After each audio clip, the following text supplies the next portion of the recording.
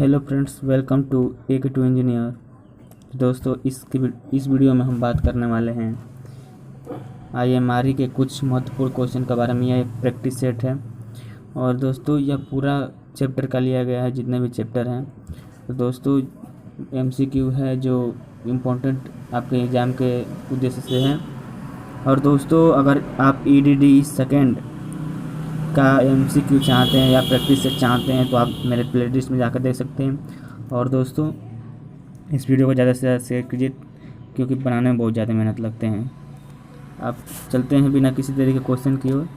तो पहला क्वेश्चन है हमारा, ह्यूमन बॉडी का रेजिस्टेंस निम्न में से किस रेंज में होता है। तो इसमें क्वेश्चन में ये बोल रहा है जो मानव का प्रतिरोध, ह्यूमन बॉडी बोल रहा है, तो मानव का प्रतिरोध होता है आपका 1 ओम, 1000 ओम होता है।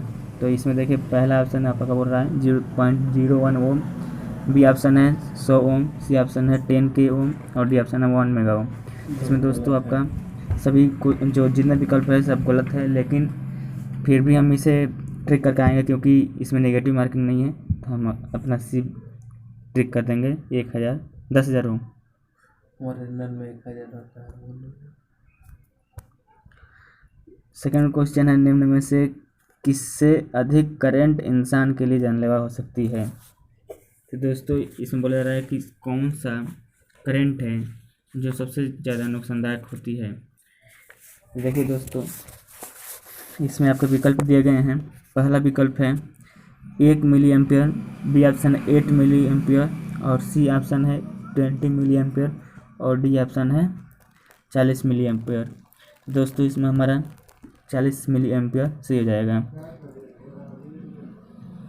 नेक्स्ट क्वेश्चन है हमारा थर्ड, इलेक्ट्रिकल एक्सीडेंट निम्न में से किन कारणों से होते हैं। मतलब जो इलेक्ट्रिकल एक्सीडेंट होते हैं वो किन कारणों से होते हैं। तो पहला ऑप्शन है short circuit current, short circuit, दूसरा है ओवरलोड और सी ऑप्शन है ओवर वोल्टेज और डी ऑप्शन है or any all of these. तो दोस्तों जो तीसरा क्वेश्चन हो जाएगा इसमें डी ऑप्शन सही हो जाएगा, क्योंकि जो एक्सीडेंट होते हैं या तो शॉर्ट सर्किट की वजह से हो जाएंगे या ओवरलोड की वजह से या ओवर वोल्टेज की वजह से। 4 नंबर क्वेश्चन है हमारा, इलेक्ट्रिकल एक्सीडेंट निम्न में से कौन सा प्रभाव हो सकता है। अगर इलेक्ट्रिकल एक्सीडेंट हो जाए तो निम्न में से कौन सा प्रभाव होगा। पहला है फॉल्ट, दूसरा है बर्न और सी है ऑप्शन है डेथ और डी ऑप्शन है एनी ऑफ दीज। आपका डी विकल्प सही हो जाएगा, एनी ऑफ दीज। अब नेक्स्ट क्वेश्चन हमारा 5वां नंबर क्वेश्चन, निम्न में से किस वोल्टेज को एक्स्ट्रा हाई वोल्टेज कहा जाता है। तो इसमें भी 4 ऑप्शन दिए हैं। पहला है 650 वोल्ट से लेकर 11 kV, बी ऑप्शन 11 kV से लेकर 33 kV, सी ऑप्शन है 33 kV से लेकर 132 kV और डी ऑप्शन है 440 वोल्ट से लेकर 11 kV। तो दोस्तों जो एक्स्ट्रा हाई वोल्टेज होते हैं वो आपके 33 kV से लेकर 132 kV तक होते हैं। इसमें आपका सी विकल्प सही हो जाएगा। तो 5वां का सी विकल्प सही हो जाएगा। अब नेक्स्ट क्वेश्चन है हमारा 6 नंबर क्वेश्चन,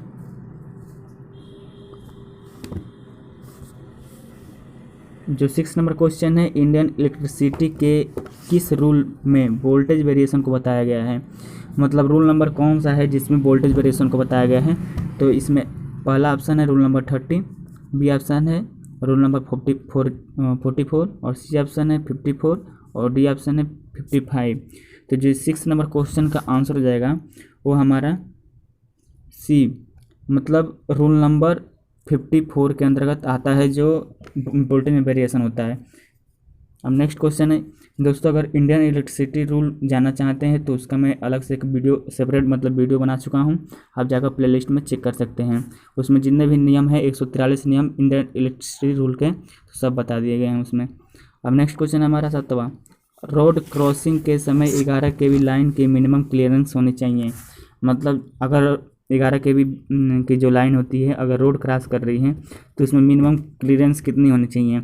मतलब रोड से लेकर उस तार की ऊंचाई कितनी होनी चाहिए। तो पहला ऑप्शन है 3 मीटर, बी ऑप्शन है 3 से 4 मीटर, सी ऑप्शन है 4 से 5 मीटर और डी ऑप्शन है 6 से 7 मीटर।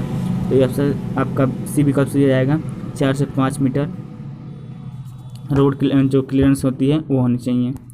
नेक्स्ट क्वेश्चन है हमारा 8वां नंबर क्वेश्चन, निम्न में से किन टूल का प्रयोग इलेक्ट्रिकल इंस्टॉलेशन के लिए किया जाता है। मतलब अगर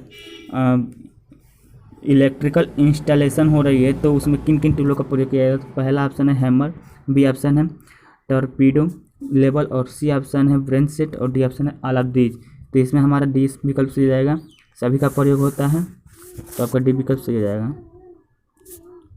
अब नेक्स्ट क्वेश्चन है हमारा दोस्तों 9 नंबर क्वेश्चन,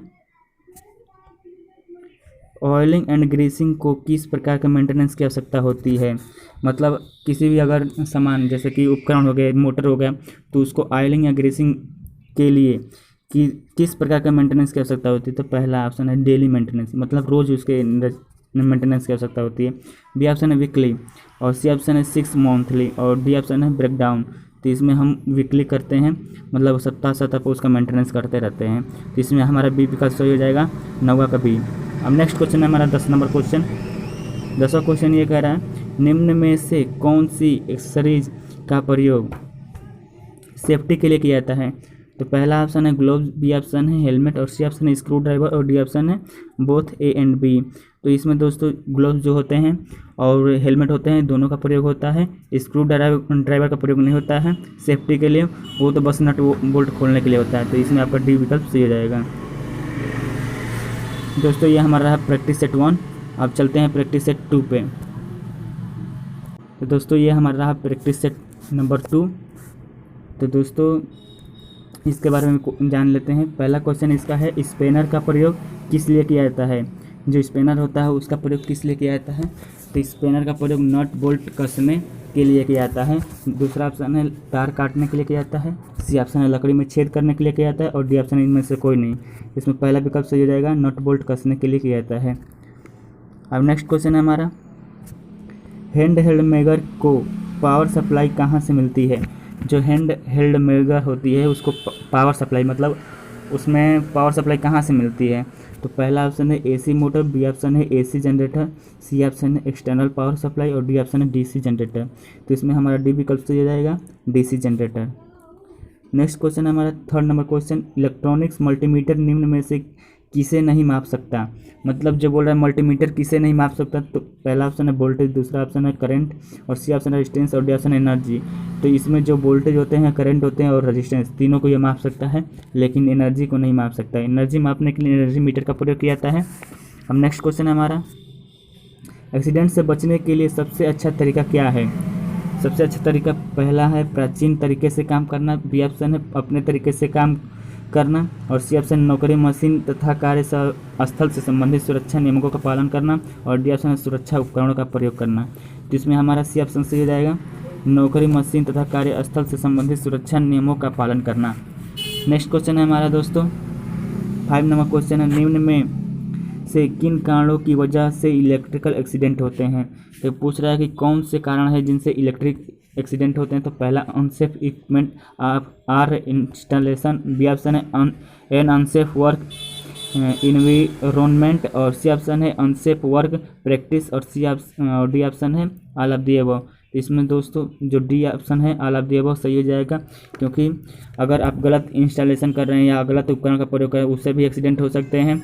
अगर आप अच्छे तरीके से कार्य नहीं कर रहे हैं उससे भी आपको एक्सीडेंट हो सकता है, और अगर आप को कार्य करने के प्रैक्टिस नहीं है तो उससे भी एक्सीडेंट हो सकते हैं। तो दोस्तों इसमें आपका डी विकल्प सही हो जाएगा, ऑल ऑफ द अबव।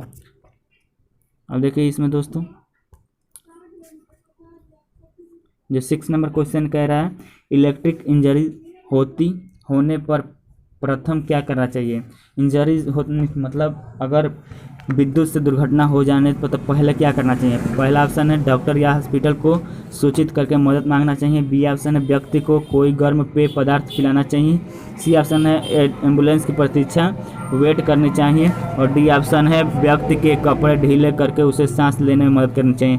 तो सबसे पहला काम यही करना चाहिए, व्यक्ति के कपड़े उतार कर उसे सांस लेने में मदद करनी चाहिए। 7 नंबर क्वेश्चन है इलेक्ट्रिकल मेंटेनेंस तथा इंस्टॉलेशन में प्रयोग होने वाली क्रेन्स की रेटिंग किसमें होती है। जो इलेक्ट्रिकल मेंटेनेंस और इंस्टॉलेशन में जो क्रेन प्रयोग होती है उसकी रेटिंग किसमें होती है। तो पहला ऑप्शन है KW मतलब किलोवाट, बी ऑप्शन है किलो जूल में, और सी ऑप्शन है टन में, और डी ऑप्शन है किलोमीटर में। तो दोस्तों जो क्रेन होती है उसका टन में रेटिंग की जाती है, और क्रेन के ऊपर लिखा जाता है इतना टन, मैक्सिमम इतना टन। नेक्स्ट क्वेश्चन है 1 नंबर क्वेश्चन, यदि कोई व्यक्ति इलेक्ट्रिकल एक्सीडेंट से पीड़ित हो तथा उसका मुंह ना खुल रहा हो, मतलब उसका मुंह दोनों जबड़े सट गए हैं, चिपक गए हैं, तो कौन सी कृत्रिम श्वसन विधि उपयुक्त होती है? तो इसमें देखिए पहला सा ऑप्शन है वेल्सन की कृत्रिम श्वसन विधि, बी ऑप्शन है शेफर की कृत्रिम श्वसन विधि, और सी ऑप्शन है मुंह से मुंह की कृत्रिम श्वसन विधि, और डी ऑप्शन है मुंह से नाक की कृत्रिम श्वसन विधि। तो दोस्तों इसमें जो पहला ऑप्शन वो भी नहीं होगा, बी ऑप्शन भी नहीं होगा, सी ऑप्शन तो मुंह से मुंह खुल ही नहीं रहा, तो कहाँ से मुंह से मुंह की कृत्रिम श्वसन विधि होगी, और डी ऑप्शन सही हो जाएगा, मुंह से नाक की कृत्रिम श्वसन विधि। तो इसमें 8वां का डी विकल्प सही हो जाएगा।